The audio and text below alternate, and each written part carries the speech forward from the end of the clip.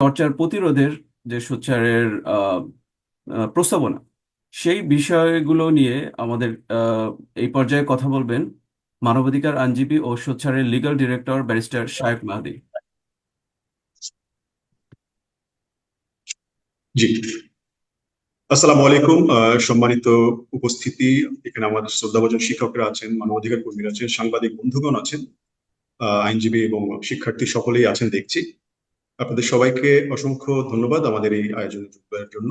আর আমি আজকে আমাদের প্রেজেন্টেশনের পরে এর যে আইনগত কিছু বিষয় রয়েছে, এই বিষয়ে আমি খুব সংক্ষেপে একটু আলোকপাত করবো প্র্যাকটিক্যাল জায়গা থেকে। যেহেতু আমি কোর্ট কাছারির লোক, আমি ওইখানকার কিছু গল্প আপনাদেরকে একটু উপস্থাপন করতে চাই।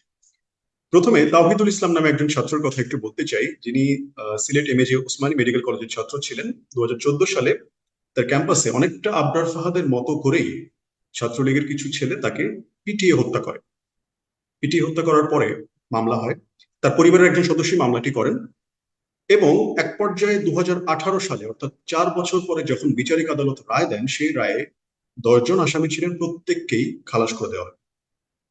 এক্ষেত্রে মামলার যিনি বাদী ছিলেন, পরবর্তীতে এটা পত্রপত্রিকা আমরা দেখেছি যে তিনি সম্ভবত আওয়ামী লীগের রাজনীতির সাথে যুক্ত ছিলেন, তাদের সাথে কোনো এক ধরনের যোগসাজশ হয় কিংবা তদন্ত ঠিকমতো হয়নি, প্রসিকিউশন তার কাজ ঠিকমতো করেনি। আলটিমেটলি সকল আসামি বিচারিক আদালতে খালাস পেয়ে যান।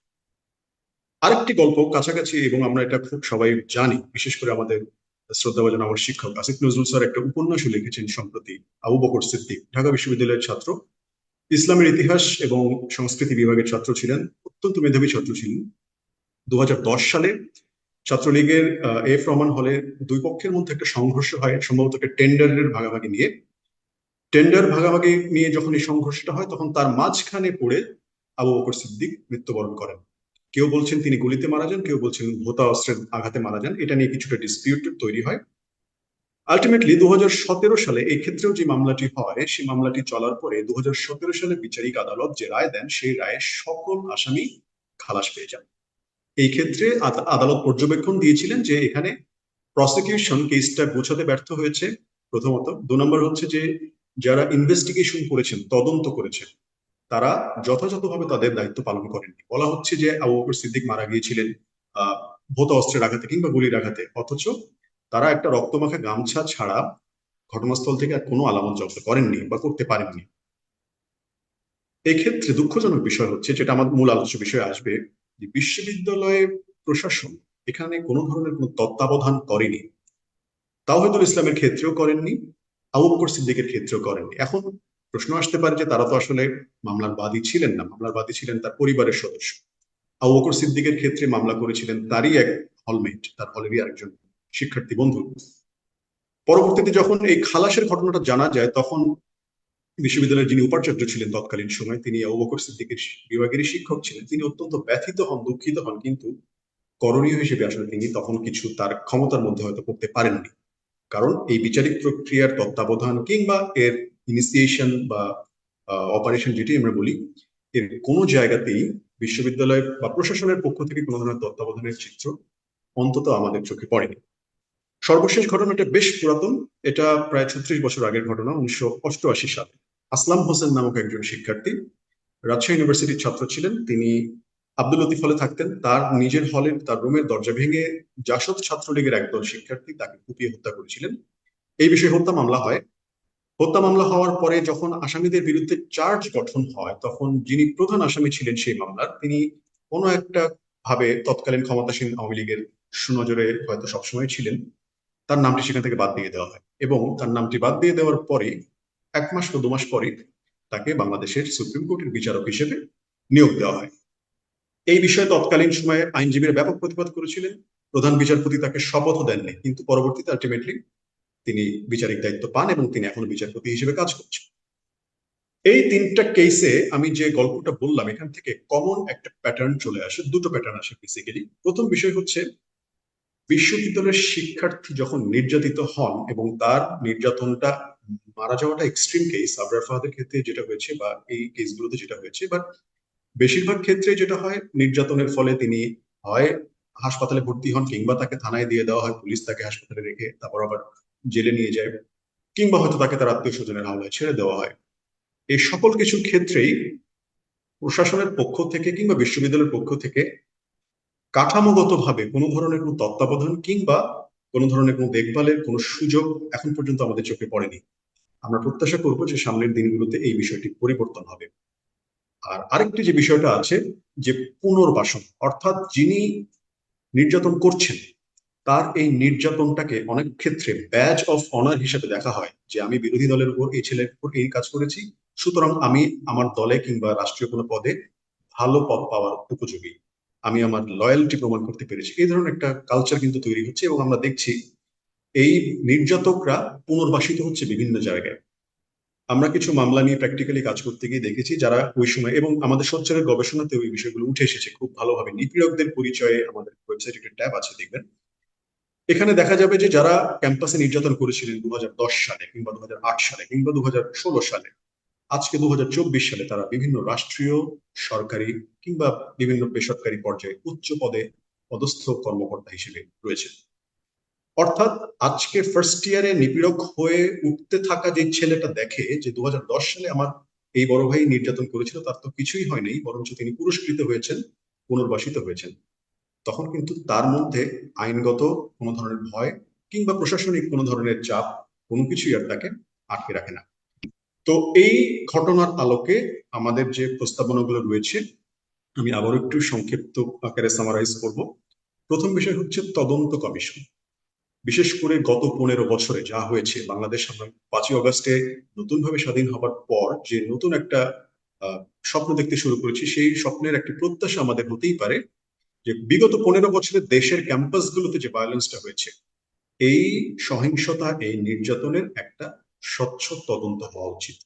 কারণ এই তদন্ত যদি এখন না হয়, যদি আমরা এই দুষ্ট চক্র এখন বন্ধ করতে না পারি, দেশটি যখন, বাংলাদেশ যখন আবার গণতান্ত্রিক প্রক্রিয়ায় ঢুকবে, ক্যাম্পাসগুলোতে তখন আবারও কিন্তু অস্ত্রের ঝনঝনানি শুরু হয়ে যেতে পারে, যদি না এই চক্রটি এখন থামিয়ে না দেওয়া। থামিয়ে দেওয়ার প্রথম কাজ হচ্ছে চিহ্নিত করা, চিহ্নিত করার পর প্রয়োজনীয় ব্যবস্থা গ্রহণ। সরকারের পক্ষ থেকে তদন্ত কমিশন, যদি গণতদন্ত কমিশন হোক কিংবা এক্সপার্ট একটা প্যানেল যদি তৈরি করে দেওয়া হয়, সেটা হতে পারে। বিশ্ববিদ্যালয়ের পক্ষ থেকেও প্রতিটি বিশ্ববিদ্যালয় যার যার ক্যাম্পাসের আলোকে এই ধরনের একটা বডি যদি তৈরি করে, যারা হচ্ছেন এই ধরনের এনকোয়ারি কাজগুলো পরিচালনা করবেন, তদন্তগুলো সম্পাদনা করবেন এবং প্রয়োজনীয় সিদ্ধান্ত তড়িৎ গতিতে গ্রহণ করে সেটা বাস্তবায়ন করবেন। শুধুমাত্র ক্যাম্পাসে নিপীড়ন কেন্দ্রিক যদি এই এক ধরনের কোন একটা এন্টিটি তৈরি করা হয়, আমাদের বিশ্বাস এই বিষয়টা নিয়ন্ত্রণ করা কিংবা এর উপরে নিয়ন্ত্রণ আরোপ করাটা সহজ হবে। 2 নম্বর বিষয়টি হচ্ছে ভিকটিম সাপোর্ট সেন্টার, যেটা আমাদের প্রস্তাবনায় উঠে এসেছে এবং এটা খুব ইউনিক একটা জিনিস এবং অত্যন্ত দুঃখজনক হতে পারে যে একটা ক্যাম্পাসে ভিকটিম সাপোর্ট সেন্টার কেন থাকবে? ক্যাম্পাসকে অপরাধীর আখড়া? এটা তো থানায় থাকে কিংবা হাসপাতালে থাকে। বাট আনফর্চুনেটলি বাংলাদেশের ইতিহাসের সাথে ছাত্র রাজনীতির ইতিহাস জড়িত, এবং ছাত্র রাজনীতির ইতিহাস মানেই নির্যাতন এবং ভায়োলেন্সের ইতিহাস। এই ভিকটিম সাপোর্ট সেন্টার গুলোর কাজ হতে পারে 3 ধরনের। প্রথমত হচ্ছে রিসিভ করা, ফার্স্ট এইড যেটাকে আমরা বলি, অর্থাৎ তাকে সান্ত্বনা দেওয়া, মানসিকভাবে সে যদি আহত হয় তার চিকিৎসার ব্যবস্থা করা কিংবা তার নিরাপত্তাটা নিশ্চিত করা, অন্তত that should be the first thing. পরবর্তীতে হচ্ছে তার যে আইনগত এবং বিচারিক প্রক্রিয়া রয়েছে, এই প্রক্রিয়াটা তত্ত্বাবধান করা।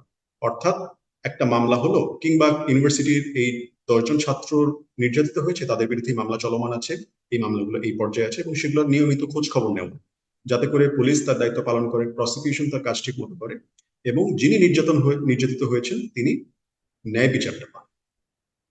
এবং সর্বশেষ বলতে তৃতীয় যে ধাপটা রয়েছে সেটা হচ্ছে পুনর্বাসন। এটি একটি গুরুত্বপূর্ণ বিষয়, রেস্টোরেটিভ জাস্টিসের একটি গুরুত্বপূর্ণ পার্ট। যিনি ভিকটিম 15 বছর ধরে ট্রমাটি বয়ে বেড়াচ্ছেন, যেটি আমাদের রিপোর্টে উঠে এসেছে, তার জীবন জীবিকা সবকিছুতেই তো এটা একটা ইফেক্ট পড়েছে। তিনি হয়তো যে পেশায় যেতে পারতেন সেই পেশায় তিনি যেতে পারেন নাই।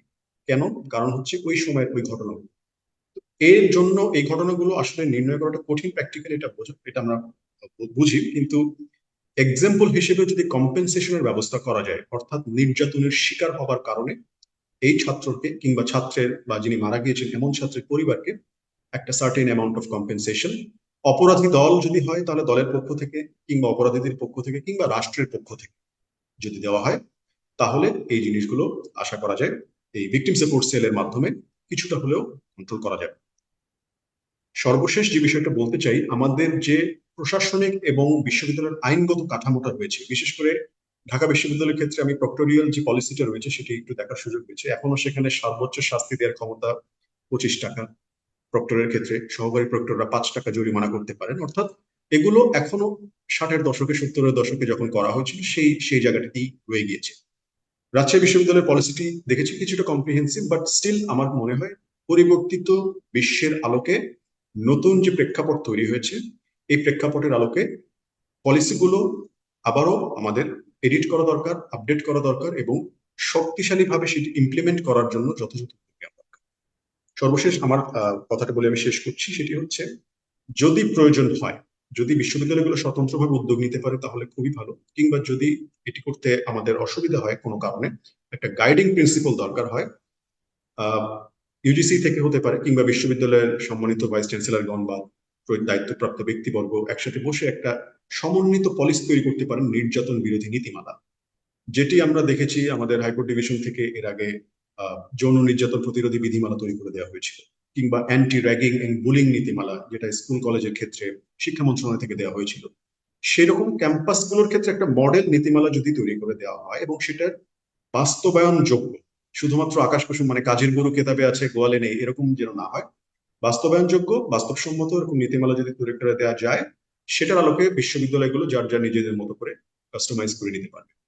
তো সংক্ষেপে এই বিষয়গুলো প্র্যাকটিক্যালি আমরা কাজ করতে গিয়ে ফেস করি প্রতিনিয়ত। আমি আপনাদের আলোচনার জন্য তুলে ধরলাম।